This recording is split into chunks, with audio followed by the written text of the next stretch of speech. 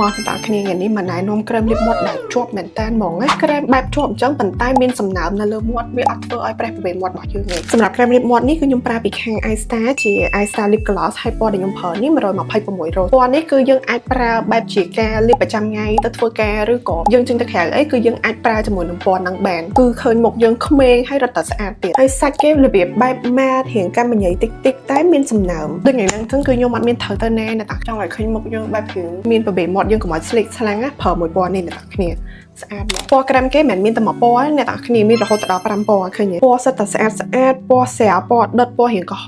មរៀងភ្លឺអញ្ចឹងក៏មានដែរហើយសម្រាប់ពណ៌ស្រាលគេមាន2ពណ៌នេះពណ៌មួយបែកទឹកក្រូចអាពណ៌នេះគឺខ្ញុំលាបបែបអ្នកទាំងគ្នាហើយបើ3ពណ៌នេះវិញអ្នកទាំងគ្នាយើងអាចមិចជាមួយនឹង2ពណ៌នេះលាបខាងក្នុងក៏បានឬក៏យើងអាចលាបទាំងអស់ហើយក៏ឃើញស្អាតដែរឃើញមុខយើងភ្លឺហ្មង3ពណ៌នេះលាបទៅចូលរោងកម្មវិធីគឺរត់តែឃើញមុខយើងស្អាតទៀតហើយសម្រាប់តម្លៃវិញក៏សមរម្យដែរអ្នកទាំងគ្នាអញ្ចឹងសម្រាប់អ្នកដែលចង់បានអាចធ្វើការ chat inbox ចូលទៅក្នុង page ដែលអ្នកទាំងគ្នាកំពុងតែមើលវីដេអូនេះបាន